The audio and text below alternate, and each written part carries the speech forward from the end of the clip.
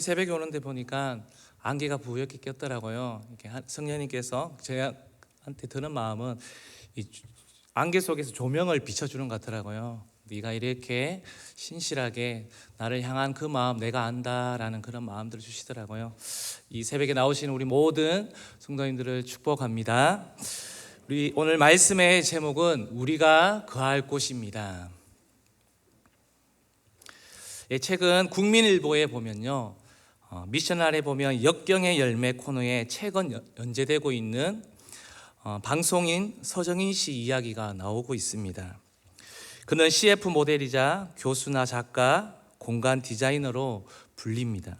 신앙과 함께 열심히 달려온 방송인이었지만 결국 이혼을 하고 얼마 전에는 유방암 진단을 받아서 가슴 절제를 하는 수술을 받게 되었습니다. 그는 말합니다. 결혼도 이혼도 건강도 뜻대로 되지 않는다. 그러나 괜찮다. 이제라도 인생이 정해놓은 대로 되는 것이 아니라는 걸 깨달았으니 그걸로 만족한다. 그러면서 그는 계속해서 말합니다. 나는 지금 내 몸을 건축하고 있다. 몸도 건축물이라고 생각한다. 아무리 튼튼하게 지은 건축물이라도 비바람을 맞고 세월이 지나면 상하기 마련이다. 오래된 건물을 보수하듯 나 또한 보수해야 할 시기가 온 것뿐이리라. 내가 생각하는 건축은 세우고 쌓는 일이다. 생각해보면 모든 것이 건축이다. 건강과 신뢰, 사랑, 믿음, 신앙 등 어느 것 하나 세우고 쌓지 않는 일이 없다라고 이렇게 계속해서 연재되고 있습니다. 정말로 인생이 우리의 뜻대로 우리가 계획한 대로 잘 되지 않는 것을 우리는 보는 것 같습니다. 오늘 사도 바울은 10년의 모진 아픔과 고통을 겪으며 전도여행을 마치고 그는 예루살렘으로 돌아왔는데 자신에게 돌아온 것은 감옥으로 가는 신세가 되어버렸습니다. 잡혀서 가이사랴에서 2년, 로마에서 2년, 곧 4년을 갇히게 됩니다. 그때 감옥에 투옥되어 있으면서 기록한 성경이 바로 오늘 에베소서입니다. 감옥에 갇혀 있는 동안에 3번의 전도 여행 동안에 개척했던 교회들로부터 그는 소식을 듣게 됩니다. 이러한 상황 속에서 에베소 교회에게 그는 편지를 씁니다. 2절 말씀을 다 같이 한번 읽어볼까요? 하나님 우리 아버지와 주 예수 그리스도로부터 은혜와 평강이 너희에게 있을지어다. 은혜와 평강이 너희에게 있을지어다.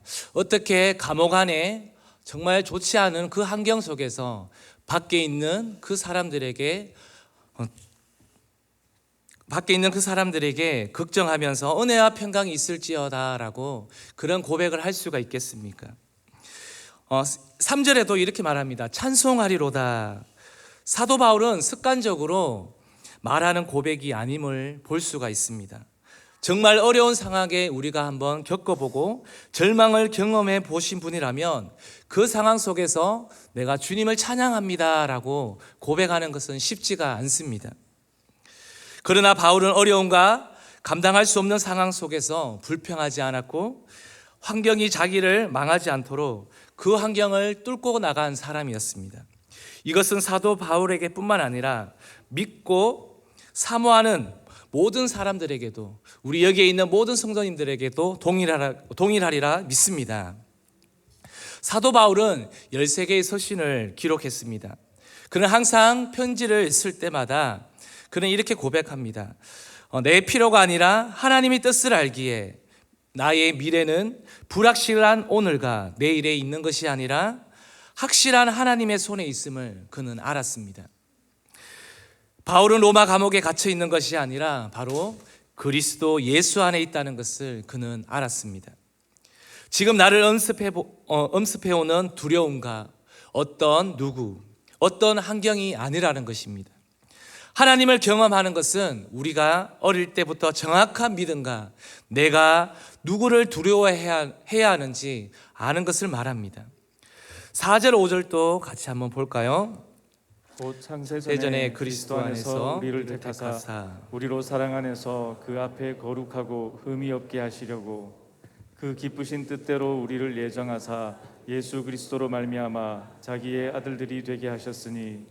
4절에 보면요, 하나님을 경험하는 것은 하나님이 나를 창조하신 목적을 깨달아 아는 것입니다. 내가 오늘 왜 밥을 먹어야 하는지, 내가 왜 오늘 살아가야 하는지, 내가 오늘 이렇게 피곤하고 힘듦에도 불구하고 이 새벽에 내가 왜 이 예배당에 앉아 있는지, 내가 왜 우연히 태어난 것이 아님을 우리는 아셔야 한다는 것입니다. 나를 이 땅에 보내신 분이 계시고 나를 이 땅에 태어나게 하신 분이 계십니다. 분명한 목적과 의도를 가지고 계시다는 것을 성경은 분명히 우리에게 말씀하고 있습니다. 이것이 발견되어지면 더 이상 의심과 두려움에 사로잡히지 않습니다. 내가 살아가는 존재의 가치를 알게 되며 죽어야 마땅할 우리가 다시 살아날 소망이 생겨나는 것입니다. 하나님을 경험하고 은혜 받을 곳이 어디입니까?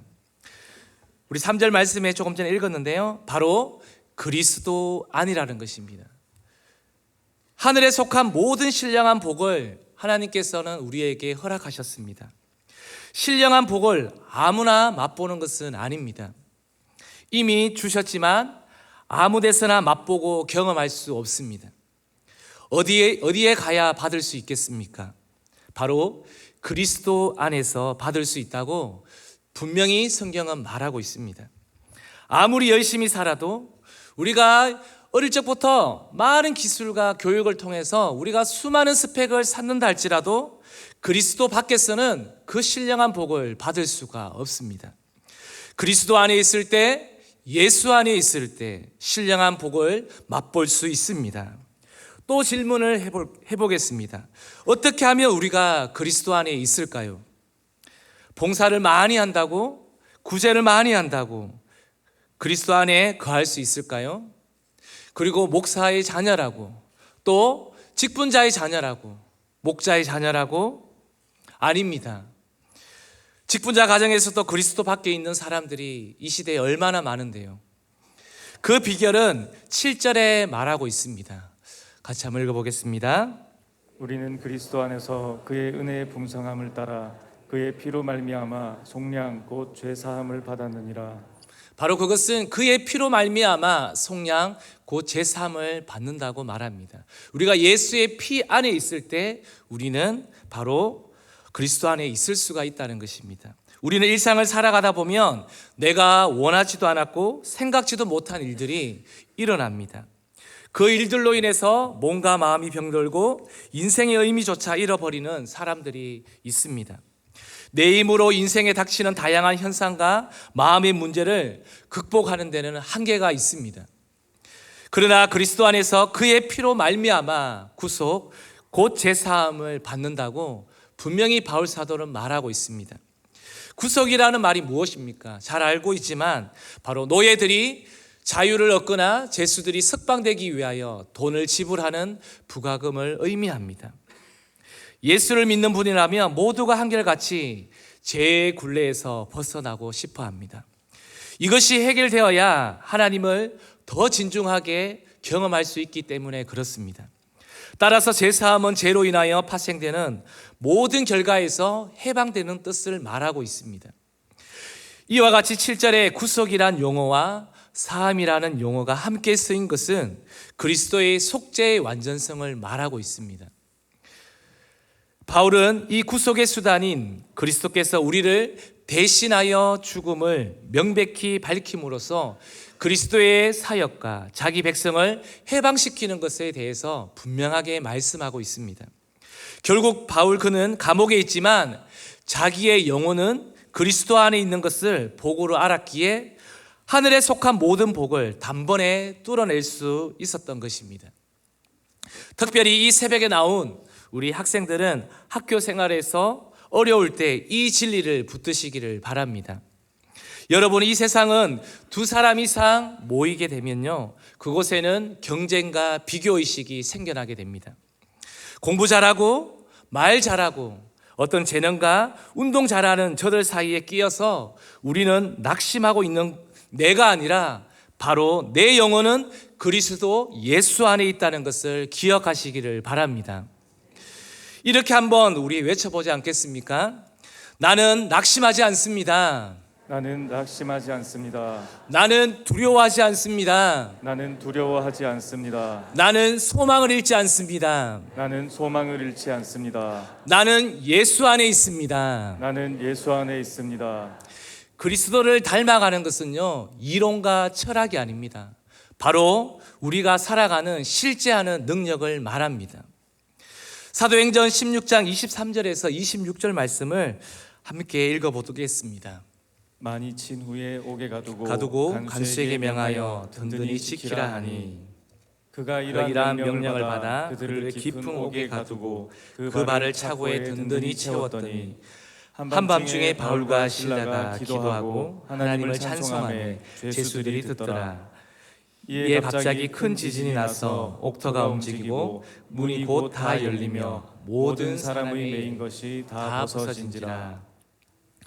예, 이 말씀의 구절은 너무나 잘 알고 있습니다.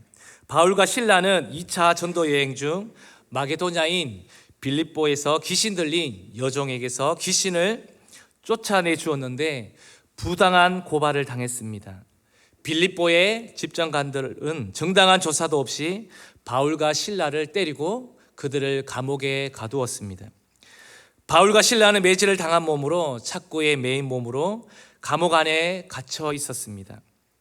그러나 그들은 진정으로 그들이 있었던 곳은 감옥이 아니라 그들은 그리스도 안이라는 것을 알았던 것입니다. 그들에게는 절망의 장소가 아니라 더 깊이 더욱 간절히 주님을 경험하고 만나는 곳이었습니다. 찬송가 483장 우리 3절 가사에 보면 이러한 가사가 나옵니다.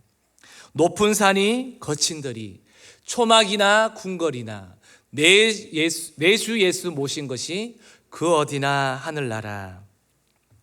우리가 아무리 힘들고 어려운 환경 속에 내가 처한 환경이 힘들다 할지라도 내가 그곳에 예수를 모신 곳이라면 바로 그것이 하늘나라라고 이 찬송 가사에 나와 있습니다. 우리 성도님들에게도 이 고백이 있기를 바랍니다. 성도님들 가운데 앞길이 캄캄하고 막막하여 숨막히는 감옥과 같은 때를 보내시는 분이 있으신가요? 그렇다면 주님을 경험할 절호의 기회임을 믿으시기를 바랍니다. 모든 인간관계들이 내 중심으로 흘러가서 오해도 이해도 하기 힘든 시점에 빠져 있습니까? 그래서 이젠 다 포기하고 싶은 감옥과도 같은 외로움에 홀로 있지는 않습니까? 우리가 예수를 믿노라 하면서도 정작 그리스도 밖에 있으면 이러한 절망의 늪에서 우리는 결코 빠져나올 수 없습니다. 그러나 그리스도 안에 있는 사람은 아무리 절망 속에 그리고 아무리 감옥과 같은 환경 속에서도 하나님을 경험하고 만나는 기회로 만든다는 것입니다. 이러한 사람은 감옥에서도 주를 위해 박해를 받는 것을 기뻐하며 찬양할 수 있습니다. 감옥문이 열렸을 때도 도망치지 않고 감원수에게 복음을 전할 수 있었던 바울과 실라처럼 우리에게도 동일한 은혜가 있을 줄로 믿습니다. 우리가 하나님을 경험하는 삶은 바로 그리스도 안에서 복음으로 인해 자유와 기쁨을 누릴 때 일어나는 것임을 믿으시길 바랍니다. 그렇다면 왜 우리가 지금 이 시간 특별 기도회를 갖는지 아셨을 것입니다. 우리는 날마다 하나님을 경험하는 삶을 살아야 하는데 어려운 순간에도 우리는 예배해야 합니다. 나를 위해 허락하셨구나 생각하시면 가장 은혜 받을 줄로 믿습니다. 하나님을 뜨겁게 기도하고 찬양할 때 그 감옥에 있던 오늘 성경 말씀에 보면 죄수들이 듣더라라고 나옵니다. 주변의 사람들이 알게 된다는 것입니다. 내가 하나님을 경험하고 말씀으로 살아내고 있는지를 내 주변에 있는 사람들이 바로 나를 통해서 알고 본다는 것입니다. 그럴 때 성령의 역사가 동일하게 일어날 줄로 믿습니다. 우리를 삼매고 있던 문제들이 더 이상 문제로 보이지 않습니다. 여러분들이 하나님을 찾고 영광 돌리면 하나님께서 나의 처한 환경과 아픔 그리고 그 문제들을 가져가실 줄로 믿습니다. 크게는 3년 작전 기도회와 며칠 남지 않은 특세 기간 동안 우리가 멀리서 구경꾼 되지 마시고요, 바로 그리스도 안으로 들어오시기를 바랍니다. 그리스도 밖에서 시간과 마음을 뺏기게 하는 것으로부터 우리는 돌아서시기를 바랍니다. 그것에서 끊어내기를 바랍니다. 그래서 정말 하나님을 경험하고 싶은 놀라운 믿음의 기적을 보고자 하는 성도님들은 우리가 그리스도 안에서 나의 환경과 처지를 원망하지 마시고요, 불평하지 마시기를 바랍니다. 바로 바울과 실라가 드렸던 마음껏 기도와 찬양으로 부르짖어 하늘에 속한 모든 신령한 복을 우리가 이 특별 기도 가운데에 우리가 마음껏 누렸으면 좋겠습니다. 오늘 이 새벽에도요, 우리가 그냥 왔다가 가는 것이 아니고 우리가 그리스도 안에 있음을 믿음으로 선포하시면서요, 우리가 이 찬양을 하나님 앞에 올려드렸으면 좋겠습니다. 우리가 그리스도 안에 있는 사람들이 왕이신 하나님을 높일 수가 있을 것입니다. 우리가 이 찬양을 믿음의 고백으로, 하나님 내가 그리스도 안에 있습니다, 왕이신 하나님 오늘 이곳에 오셔서 자정하셔서 하나님 역사하여 주시옵소서 찬양하겠습니다. 왕이신 하나님, 왕이